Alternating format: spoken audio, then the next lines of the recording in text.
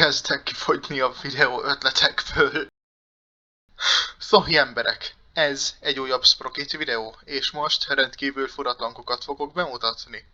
És időközben meglett a 300 feliratkozó. Szóval egészen pontosan egy spártai hadseregnyi ember van ezen a csatornán, akinek nincsen ízlése. Szóval az első alanyunk egy olyan könnyű tank lesz, amit én már egy jó ideje a Scrap Money-ban megépítettem. Szóval lényegében csináltam egy replikát a saját tankomról, és ez nem lenne más, mint a HGS 103-4-5.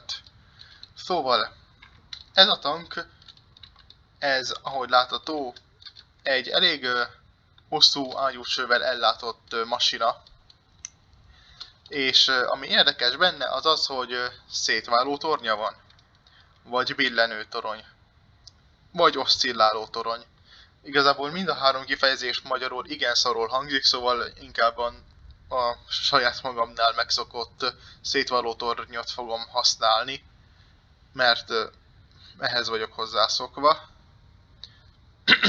Szóval, ez, ahogy mondtam, egy könnyű tank.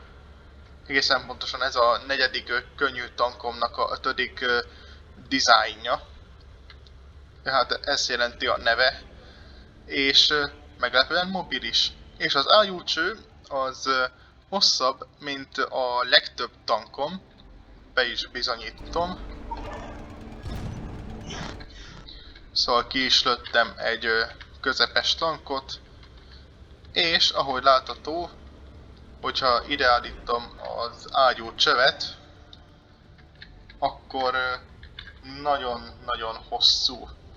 Egészen pontosan ez egy 90 mm-es L100-as ágyú, ami azt jelenti, hogy az ágyúcső hossza 9 méter. Az egyetlen valós tank, aminek ekkora ágyúcsöve volt, az a SU-152 Taran, vagy Object 120, valaki lehet úgy ismeri. Annak viszont nem 90 mm-es ágyúja volt ilyen hosszúságban, hanem 152 mm-es ágyúja. És technikailag a 2B1 oka a leghosszabb ágyúval ellátott valós tank, ha lehet úgy nevezni, mert amúgy önjáró löveg. 20 méteres, 420 mm-es ágyúja volt, és azért bukott el az egész 2B1 oka projekt, mert a tank alvázat teljesen tönkrement egy lövés után.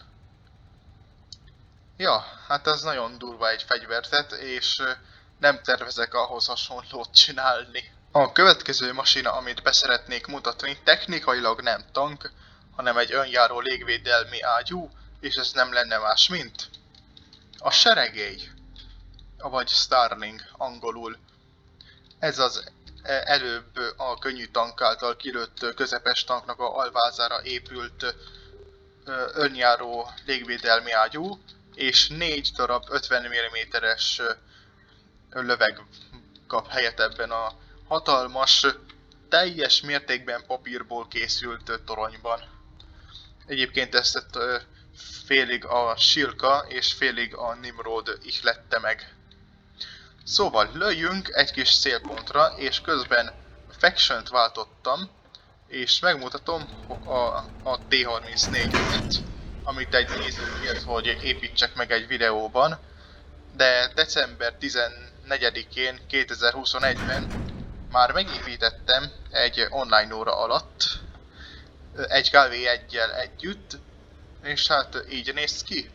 Egy kicsit régi, nem is néz ki olyan jól már, mint ahogy kinézett, mert ekkor még nem lehetett freeformmal építeni, mert egyszerűen nem volt.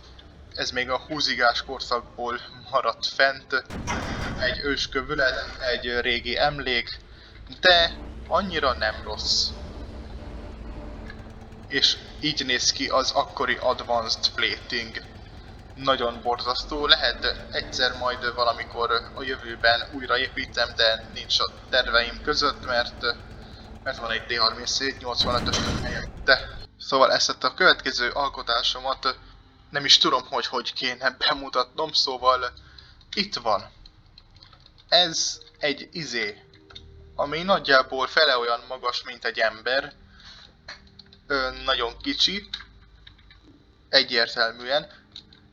Rettenetesen bepáncélozott frontból, legalábbis oldalból, meg hátulból, hát kevésbé. És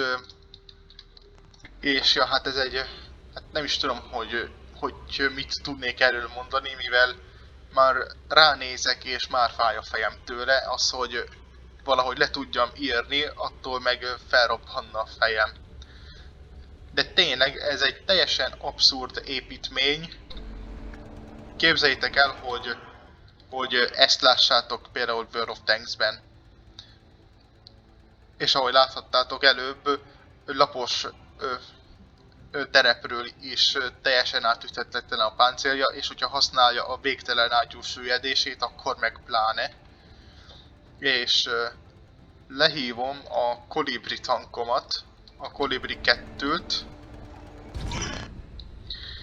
és meglássátok, hogy ez a alig 3 tonnás tank, ez ugyanolyan magas, mint ez a izé, amit valóban nem tudok leírni, hogy ez mi akar lenni. Tényleg nézzétek, 3 tonnás tank, és talán valamivel még magasabb is ennél a izénél. És tényleg ezt csak izének lehet hívni, másnak nem. Ez már egyszerűen komikus. Akkor én ezzel a eléggé szovjet stílusú nehéz tankkal szeretnék elbúcsúzni. Szóval ennyi is volt ez a videó, ha tetszett dislike, ha nem dislike, aki akar le is iratkozhat, és nyugodtan írhattok ötleteket, hogy nem tudom, miből csináljak tankreplikát, vagy mit építsek meg, milyen agyament koncepciót, mondjuk, mit tudom én, 4 tornyos tank, aminek a tanktestében van 3 ágyú, vagy ötletem sincs, de valamit írjatok, mert kezdtek kifogyni ötletekből. Szóval, csőztök!